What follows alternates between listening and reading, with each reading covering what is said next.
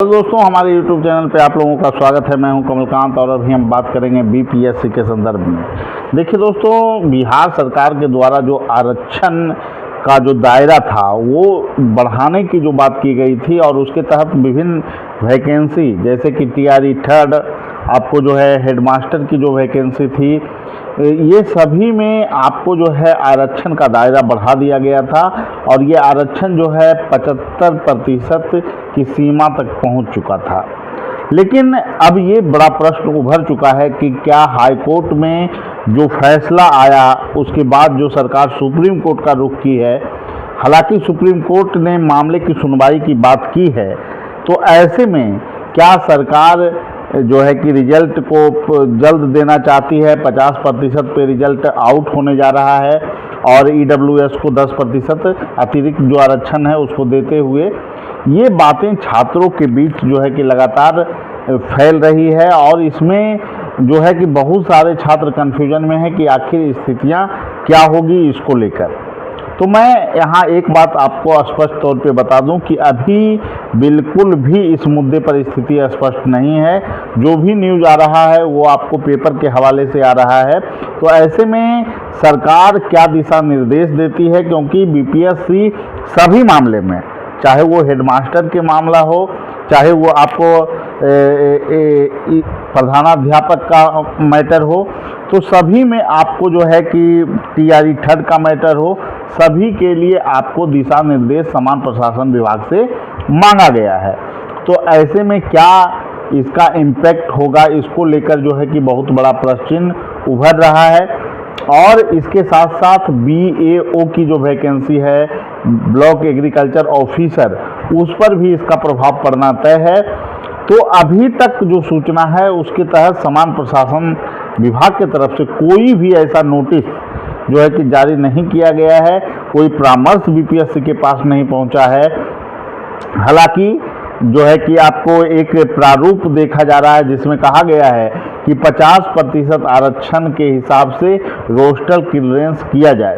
तो ये स्थितियां क्यों बनी है, इसको लेकर जो है कि बहुत तरह की चीज़ें अभी चल रही है। और सबसे बड़ी बात यह है कि शिक्षक बहाली जो आपको टीआरई थर्ड है उसके विज्ञापन में ये मेंशन था कि आरक्षण 75% का दायरा होगा और उसके अनुसार सीटें थी। तो ऐसे में क्या सुप्रीम कोर्ट के निर्णय से पूर्व ही सरकार यह दिशा निर्देश देने जा रही है कि रिजल्ट को जल्द प्रोवाइड कराया जाए? इसके संकेत कितने जो है पुष्ट हैं, इसी मुद्दे पर अभी हम बात करेंगे। और सबसे बड़ी बात यह है कि अभी तक समान प्रशासन विभाग से कोई भी लेटर जारी नहीं किया गया है जिससे यह लगे, क्योंकि इससे पूर्व जो वैकेंसी है जैसे बीएओ के लिए भी जारी होना चाहिए था, हेडमास्टर के लिए जारी, प्रधान शिक्षक के लिए जारी होना चाहिए था, प्रधानाध्यापक के लिए जारी होना चाहिए था, उसके बाद टीआरई थर्ड का नंबर आता है। तो ऐसे में जब परामर्श आयोग के जो पूर्व में पत्र भेजे गए हैं उसके लिए अभी तक नहीं आया है, तो क्या टीआरई थर्ड के लिए ऐसा दिशा निर्देश जो है कि आयोग को मिल चुका है? इस पर अभी अटकलें शेष है और इस पर जो है कि मीडिया में खबरें जरूर चल रही है, लेकिन समान प्रशासन विभाग से अभी कोई क्लियर कट स्टेटमेंट नहीं आया है। सरकार इस मुद्दे पर अभी तक निर्णय नहीं ली है, इस वजह से रिजल्ट में देर हो सकता है। लेकिन मैं आपको बता दूं कि अभी तक जो चीज़ें हैं, सुप्रीम कोर्ट में जो मैटर है उस पर जो सुनवाई है उसका इंतजार सरकार कर सकती है और ऐसे में किसी भी निष्कर्ष पर पहुंचना भी जल्दीबाजी होगा। हालांकि जो मैटर सुप्रीम कोर्ट में जो सरकार लेकर गई है उसमें सरकार कहां तक सफल होगी, इस पर बहुत बड़ा प्रश्न चिन्ह खड़ा हो चुका है, क्योंकि इंदिरा साहनी वाद का सहारा जो है कि हाई कोर्ट ने लिया था और सुप्रीम कोर्ट ने भी जो है कि हाई कोर्ट के निर्णय को बरकरार रखा है। हालांकि सुनवाई के लिए सुप्रीम कोर्ट तैयार है इस मैटर पे। तो ये देखना होगा कि जो जातिगत जनगणना को आधार बनाकर आरक्षण का दायरा बढ़ाया गया उसमें सरकार कहां तक सफल हो पाती है।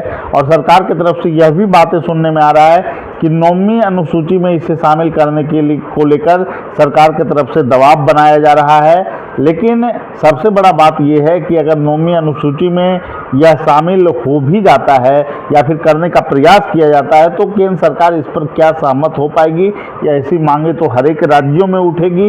तो इसको लेकर आरक्षण के दायरा को जो बढ़ाने की बात है उसमें कहाँ तक राज्य सरकार सफल होगी। और चूंकि ये पूर्व की जो वैकेंसियां हैं जिसका छात्र लंबे समय से रिजल्ट का इंतजार कर रहे हैं, उसमें जो है कि सबसे बड़ी बात यह है कि सरकार अब यहाँ पर जो है कि अगर यह सरकार को लगे कि वह जो है कि केस नहीं जीत पाएगी तो निश्चित रूप से यह दिशा निर्देश दे सकती है।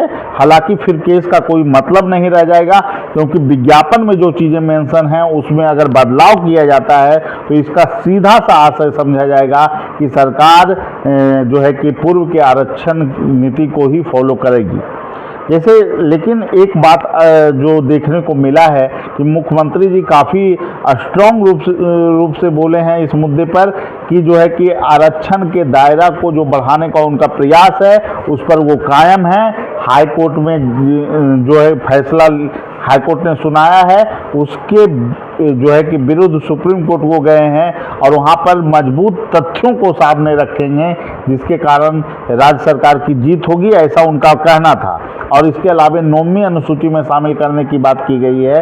तो अभी अटकलें इस पर लगी हुई है कि क्या होगा क्या नहीं होगा और कितना जल्दी यह मामला जो है कि सुलझता है, क्योंकि छात्रों को इंतजार है।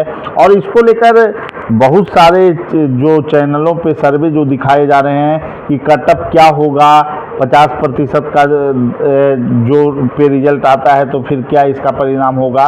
तो ये सभी जो सर्वे हैं विभिन्न विषयों के जो है कि आपको कटअप दिखाए जाते हैं और इसमें जो है कि क्या सच्चाई होती है इसको लेकर छात्र परेशान रहते हैं। तो कटअप बहुत बड़ा जो है कि आकलन करना काफ़ी कठिन कार्य है और ये पूर्व के ही कटअप को इधर 2-4 नंबर आगे पीछे करके ये वीडियो बनाते रहते हैं। इसको लेकर बहुत ज़्यादा आप परेशान नहीं होइए, क्योंकि बहुत सारे छात्र पैनिक होते रहते हैं कि सर कटअप पर आप वीडियो क्यों नहीं ला रहे हैं, कटअप क्या हो सकता है। इसको लेकर तो मैं एक बात बता दूं कि आपको एक ऐसा व्यक्ति जो आपको विभिन्न विषयों के बारे में अध्ययन भी नहीं किया है वो आपको कटअप जारी कर रहा है, इससे हास्यास्पद स्थिति और क्या होगी। सभी विषयों का कटअप जारी करना यूट्यूब का एक ट्रेंड चल चुका है, क्योंकि बच्चे देखते हैं वीडियो और टीआरपी के लिए ये वीडियो बनाया जाता है।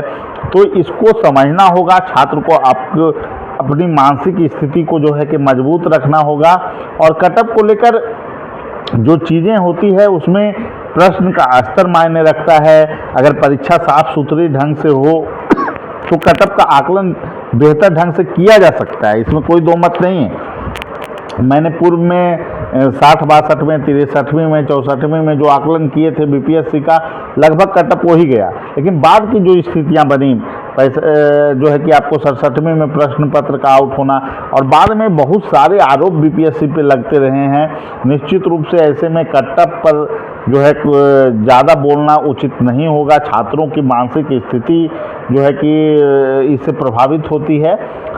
लेकिन जो चीज़ें चल रही है कटअप आपको जो है कि अगर किसी के द्वारा बताया जाता है तो उसको आप इग्नोर करके चलिए। जो आपको लग रहा है आपका अगर बेहतर गया है तो निश्चित रूप से आपको सकारात्मक इसका परिणाम देखने को मिलेगा।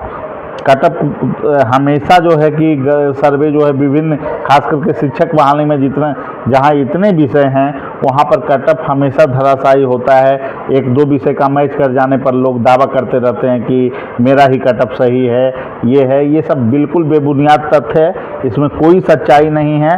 और जो आपका परफॉर्मेंस है विभिन्न छात्रों का उससे कटअप निर्धारित होता है। इसका आकलन करना इतना आसान काम नहीं है, इसलिए परेशान होने की आवश्यकता नहीं है। इंतज़ार कीजिए रिजल्ट का। और सबसे बड़ा चीज़ ये है कि सरकार क्या दिशा निर्देश देती है इस पर नज़र हमारी भी रहेगी। और जो अभी की स्थितियां हैं उसमें अभी चीज़ें स्पष्ट नहीं है कि सरकार का रुख क्या है।